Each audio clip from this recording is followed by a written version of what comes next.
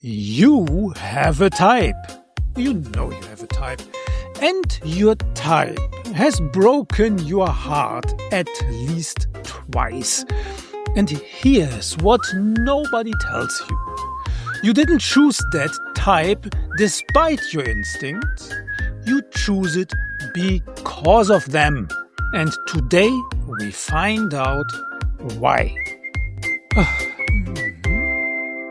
This is inside the being mind.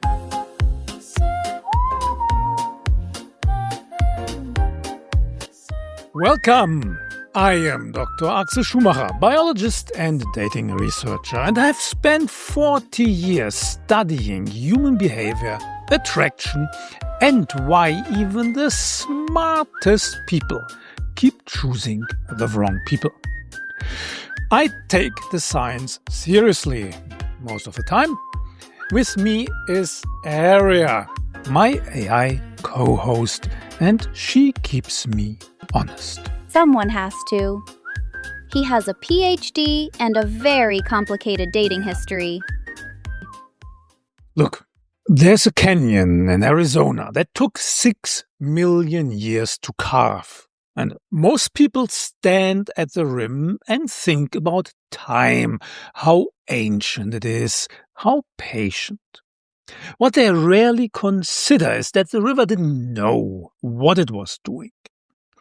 It had no plan. It simply moved as water does along the path of least resistance. And the landscape changed around it so slowly that nothing, not the rock, not the water, not the light, noticed the wound being made. And this is exactly how most of us fall in love. Not consciously, not with a map. We don't choose our type the way we pick a wine or a neighborhood or a name for a dog. It happens beneath the level of decision, in the geology of us, in the slow accumulation of childhood bedrooms and first rejections, and the particular way someone once looked at us across the room and made us briefly believe we were worth looking at. By the time we are old enough to examine our patterns, we have already been living inside them for years. The canyon is there, deep, gorgeous in a way, and we keep returning to it as though we choose it. I know this. I have stood at that rim more times than I can care to admit. You know how the story usually begins. At first, everything is amazing. Text messages that make you reconsider destiny. Conversations so easy, you forget talking to strangers once felt like defusing a bomb. Then something shifts. The spark fades. They pull away. Or you wake up at 2 a.m. with the quiet suspicion that something isn't right. And the question arrives again. Why do I keep attracting the same type? Well, anthropologists call it a behavioral script, a template for how we act in certain situations, built from past experiences and the stories we tell ourselves about love. Once installed, we run them automatically. Invisible, efficient, and sometimes disastrously outdated. Your brain is first and foremost a pattern recognition machine. So its goal isn't your happiness, it's efficiency. If something in the past triggered strong emotion or attachment, your brain tags that pattern and stores it.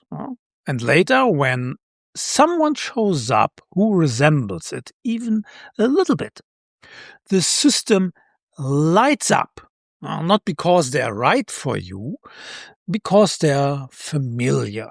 And familiarity for the human brain often feels suspiciously like love. We rarely fall in love with the right person. We fall in love with the one who feels like home, even when the home was the place we should have left.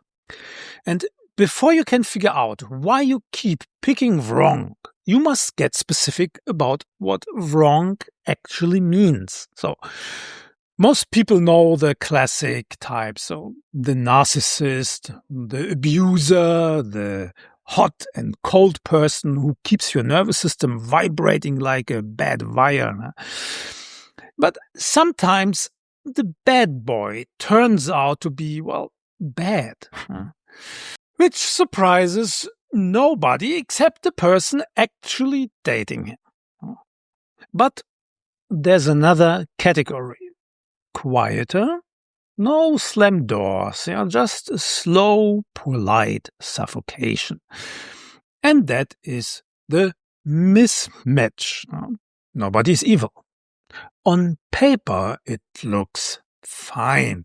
And yet, something essential doesn't line up.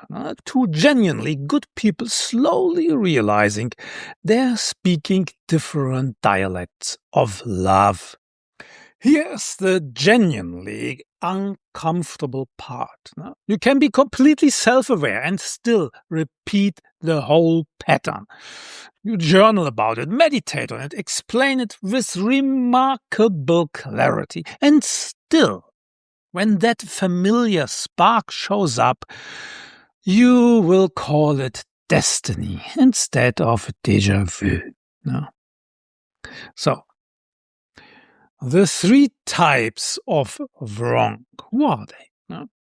Obviously, not everyone who's wrong for you is wrong in the same way. And it's worth being precise about it. So, at one end, there are the dangerous, not a bad fit, active harm, coercion, instability, bleeding into your life like a slow leak. I witnessed this once. It was a girl I really cared about, and she was hit by her boyfriend right in front of me. I remember thinking, so surely she leaves now. She didn't. I was young and I didn't understand yet that leaving isn't simple, that love and fear can occupy the same chest at the same time. What I do know, and what researchers consistently confirm, is that the danger rarely decreases on its own. So if any of this is landing too close, the only move when there's any sign of violence is the exit. Not one more conversation, just out toward people who can help you do that safely. Then there's unavailable. This one smiles at you, texts something sweet at 1 a.m., almost commits, which is its own special torture. Warm, then cold, then warm again. Psychologists call this intermittent reinforcement. It's the same mechanism keeping people at slot machines long after any reasonable person would have walked away. Your brain mistakes the chase for connection. Once you see the lever, you can't unsee it. And once you can't unsee it, the only real option is to leave. So ask yourself, if this person never changed, not in 6 months, not ever, would you still choose this relationship? And the third type is the one that used to keep me up at night. Not dangerous, not unavailable, just fundamentally pointed in a different direction. Incompatible. One person wants a house full of children, and Legos in their soles of their feet, And one needs the city to feel alive. The other, and I will admit I fall squarely here, just wants trees, silence, maybe a cat. These people are kind, they show up, they call when they say they will, and yet something fundamental doesn't align. One long-term study found that when partners disagreed on having children, for example, the failure rate was essentially 100%. There's no villain, just a structural crack running quietly through the foundation from the beginning, which might, in its own way, be the saddest version of all. So each type has its own origin. Dangerous and unavailable partners come from attachment wounds, where familiar gets mistaken for safe, while incompatible partners come from a simpler failure. We audited the person, but forgot to audit the fit. The uncomfortable truth is that you didn't choose wrong despite your instincts. You choose wrong because of them. So let's dive into the reasons you keep choosing the wrong people. Let's go over the 10 reasons you keep choosing the wrong person. So imagine it. Before you ever downloaded a dating app, your brain was already building a blueprint of what companionship looks, feels, and sounds like. Assembled from our earliest experiences. The catch, your nervous system doesn't seek what makes you happy. It seeks what feels familiar. So, if your early environment featured affection that had to be earned, your brain didn't file that under bad, it filed it under home. So, when a stable partner shows up later, their consistency reads as suspicious. That intense spark with someone unpredictable, though, the one that feels like destiny, is often just an old pattern lighting up like a jukebox. That's how it works. So let's go through the reasons. I will give you 10. Now, for each one, ask yourself honestly whether it applies to you, and rank it from 0 to 10, with 10 meaning it describes your situation exactly. Maybe grab something to write with and then note down your points for each one. Okay, let's start.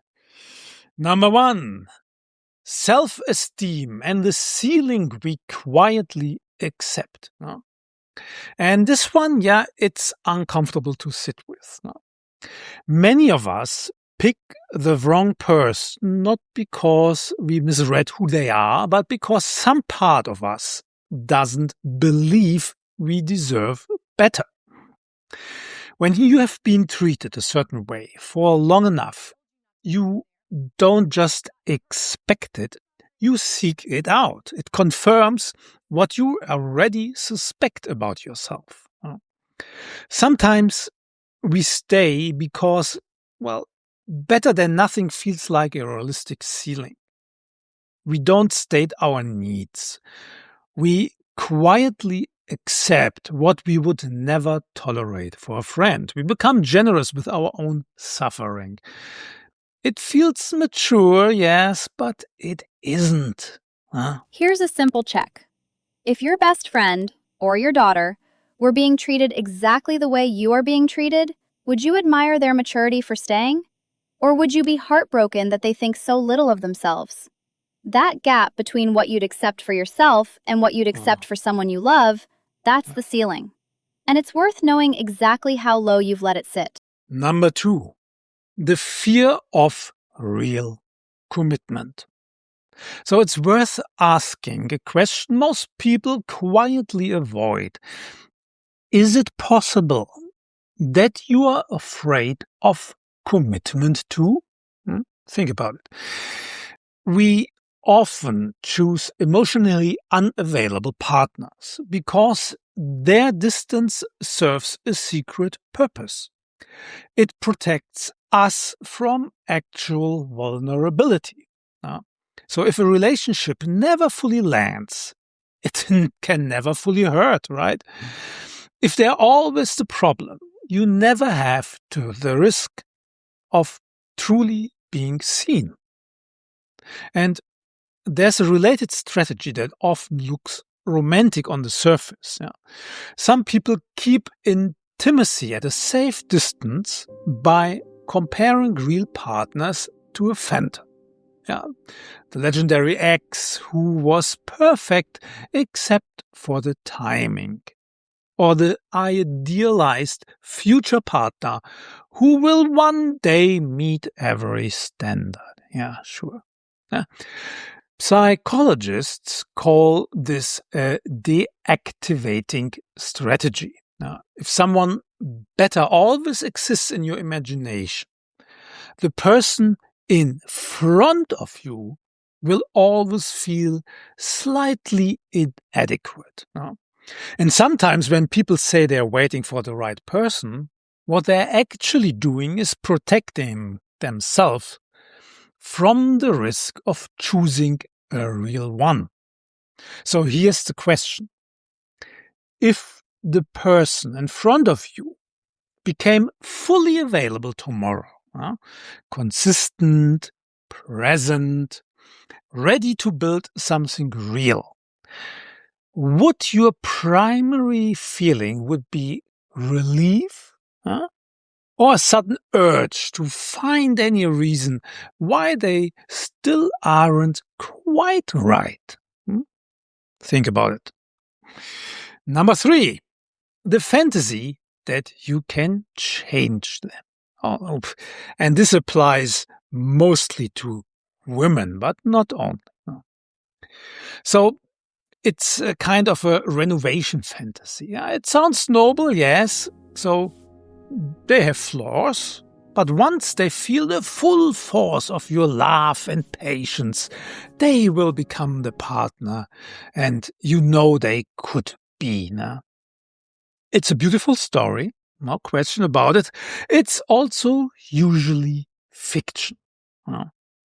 The moment you take the job of renovation manager, the relationship tilts. So partnerships morph into supervision. The one doing the changing grows exhausted and quietly angry, and the one being changed feels managed, subtly accused of not being enough. So nobody wins, and the fantasy survives longer than the connection. This pattern is often rooted in something deeper, the belief that if you can fix someone, you will resolve an earlier wound, a parent you couldn't save, a childhood where love meant stabilizing chaos. But relationships are no rehab centers. And love is not a behavior modification program, really not. So ask yourself, if this person never changed, not in 6 months, not ever, would you still choose this relationship? If the honest answer is no, you are not in love with who they are. You are in love with who you hope they might become. Number 4. Remember, write down your numbers. Mismatches. Oh, I hate them. Great person, wrong partner. So, a related trap is confusing a great person with a great partner. These are not the same thing, unfortunately. Someone can be intelligent, accomplished, charming, and genuinely good, and still be entirely wrong for you. None of those qualities guarantee compatibility or the ability to show up consistently when it actually matters. It's easy to fall in love, yes. But meanwhile, inside the relationship, you feel unseen or quietly lonely. Because what sustains a relationship, so day to day, isn't their status. It's whether your values align, whether they listen rather than simply wait to respond. A good person and a good partner are two different job descriptions. Strip away the achievements and the external shine. Just the two of you. An ordinary Tuesday evening. No audience. How do you actually feel? Not impressed by them, just feel. Somewhere in your chest, feel it. Research consistently shows that long-term commitment isn't really predicted by how much you admire someone, but by something far quieter. Whether you feel secure with them. That's it. Number 5, the distortion of memory. So here's something unsettling. You cannot fully trust your own relationship history. You can't. Not because you are dishonest, but because memory edits. So psychologists call this the peak end rule. You remember the high points and the ending, but not the baseline. So what does it mean? So a relationship that was mostly anxious and destabilizing can feel epic in hindsight if it had one extraordinary stretch and a dramatic goodbye. But meanwhile, a steady, nourishing relationship can seem forgettable if it ended quietly. It's one of the main reasons people return to partners who were objectively bad for them. So the emotional highlight reel overrides the real lived data. So don't remember the best weekend. Remember just a random Wednesday. Try to reconstruct a day. What you told to a close friend at the time, how you slept, whether you felt settled or quietly on edge. Does that picture match the story you have been carrying, or not? Think about it. Before we go on, if this episode is useful to you, please subscribe and share it. There are people in your life, or just people out there, who are quietly having a hard time today and would benefit from hearing this. A single share might land exactly where it needs to. This channel exists because people like you keep it alive. And helping people feel less alone is frankly the whole point. Thank you. Number 6, dopamine and the pursuit illusion. So early stage romantic love activates the same reward circuitry as addictive substances like cocaine. And here's the key thing about dopamine. It's primarily about wanting, not liking. About wanting, not liking. It spikes intensely under uncertainty. And that's why unpredictability can feel so intoxicating. And why a partner who runs this hot and cold can feel much more compelling than one who is simply reliably kind. So this neurochemical rush gets mistaken for depth. And the anxiety gets mistaken for passion. We don't want that. Think of someone from your past who was consistently kind and clear about wanting you. Did your feelings deepen over time? Or did the lack of uncertainty make them feel somehow less? If stability has ever felt like a reason to drift rather than a reason to stay, that's not just a type you have. That's a pattern with a mechanism. Number 7. Intermittent reinforcement and limerence. Unpredictable rewards create the strongest behavioral persistence. It's basically the same mechanism that makes slot machines addictive. A partner who's warm just often enough to keep hope alive conditions your nervous system to crave the next payoff. So every reassuring message feels like a jackpot, not because it's extraordinary, but because it's scarce. And this is limerence, so involuntary fixation driven by the craving of reciprocation, thriving on uncertainty. So the intensity people interpret as chemistry is often just the dopamine system reacting to an unstable reward schedule. So love tends to grow under conditions of safety. Limerence grows under uncertainty. If your nervous system has learned to associate anxiety with attraction, and that's not rare, the absence of this chaos can feel wrongly like the absence of chemistry. Think of a time when someone who kept you guessing finally showed interest. Maybe just a warm message or a clear yes, or the WhatsApp message, hey, let's meet for coffee. Oh, I know that one. So, did your relief at that moment feel huge compared to what actually happened? That's a clue. The intensity often comes from uncertainty, not the person.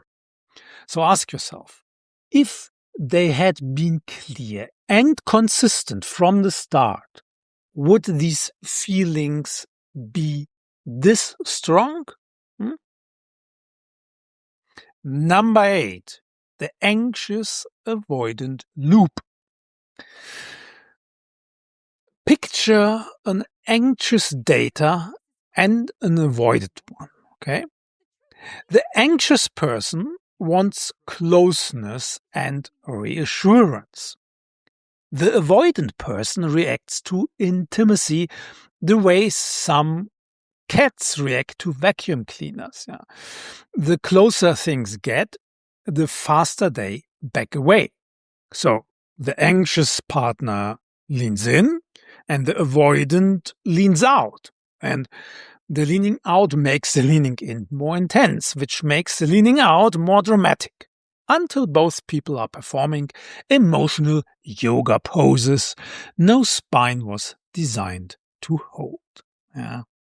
From the outside, it can really look passionate, but inside the machinery, it's less romance and more feedback loop. So each person's survival strategy is the other person's alarm bell.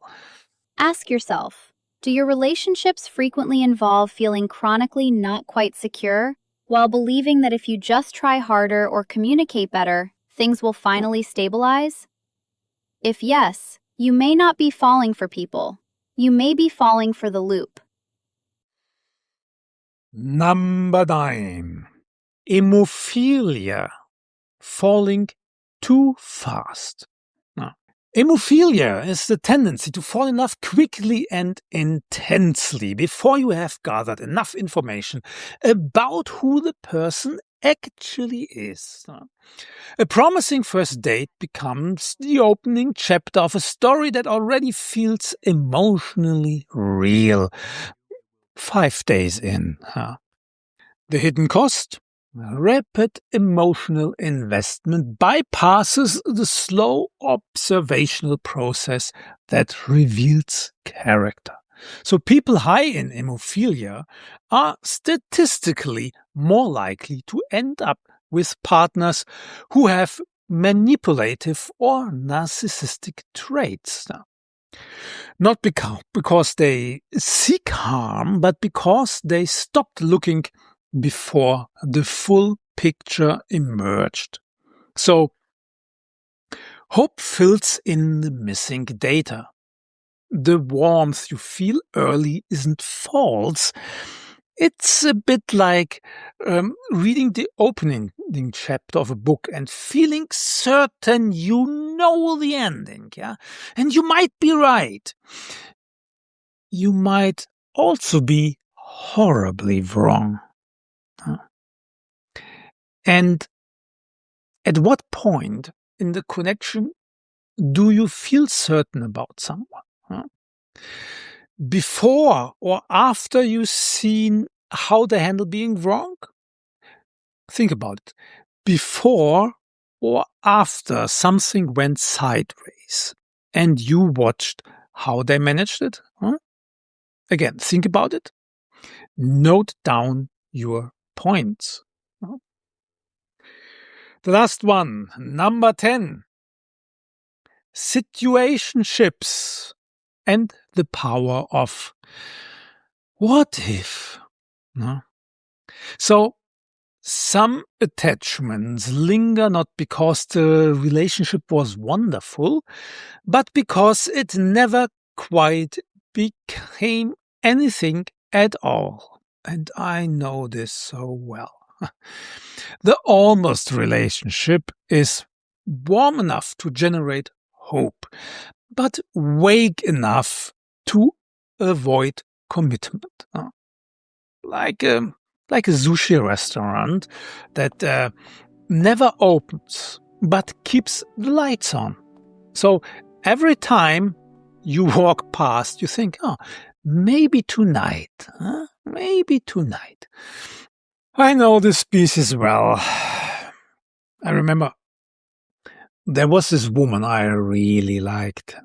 So we had these long conversations, an invite for coffee from her, lingering eye contact, enough warmth to keep this internal narrative engine running at full speed.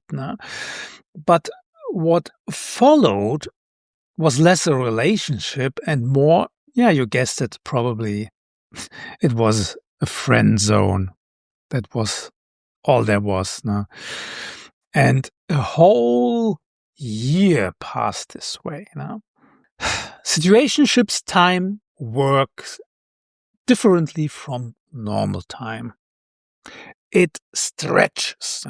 And without a defined conclusion, the mind fills the gap with hypothetical futures, counterfactuals that sustain emotional investment in something that never actually stabilized. You're not grieving a relationship, you are grieving a story you wrote in your head. Psychologists call this Solomon's paradox. We reason far more clearly about other people's life than our own. So try to step outside yourself entirely. Imagine your close friend. Describe this exact situation, the same ambiguity, the same months of quietly wondering, what would you actually tell her? Not the diplomatic version, the honest one. Don't forget to write down your numbers. Okay. Now you have, for all 10 points, the numbers on the page. Maybe if you are uncomfortably high. Maybe one made you stare at the ceiling for a moment and said, Oh God. Good. That's the beginning of something useful. Huh? So, now circle the top 3 scores. Huh? Under each one, write a single, honest sentence about how the pattern has shown up in your life. So not a theory, a real moment, something that really happened, okay? A real person, something you accepted, ignored, or quietly explained away. Maybe write down in the comments which point was closest to your problem. Now, we can learn from each other. Then write this question somewhere. You will see it before your next date. Am I choosing this person, or am I choosing a feeling I recognize? The pattern you just identified didn't form overnight. And they won't disappear overnight either. But naming them matters. Named patterns lose a little bit of their power. And now here's the honest part. Insight alone doesn't fix this. No? You can spend years understanding while you fail emotionally unavailable people, and then meet someone at work who smells faintly of cedar and gives you only one slow smile, and suddenly all that clarity is nowhere to be found. We all were there. That's human. Which is why the next episode matters. Because understanding the pattern is only step 1. Next time we talk about something much harder and much more useful. How to stop repeating it. Good luck out there. And remember, if the chemistry feels suspiciously familiar, it might just be the same old pattern wearing new shoes. Yes, exactly. Goodbye. Till next time. This is Inside.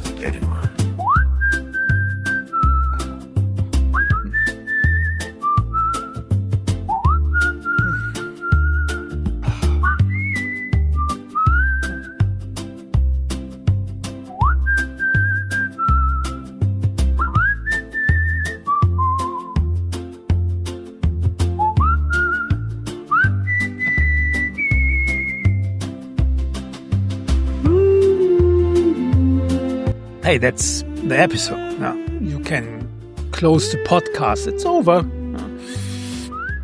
You know now exactly why you keep choosing the wrong person. The homework is in the show notes, so do it before the next cedar-smelling person walks in and breaks your heart again. So, close the app now. Go outside, meet someone, and this time wait at least for the 3rd Wednesday before calling it fate.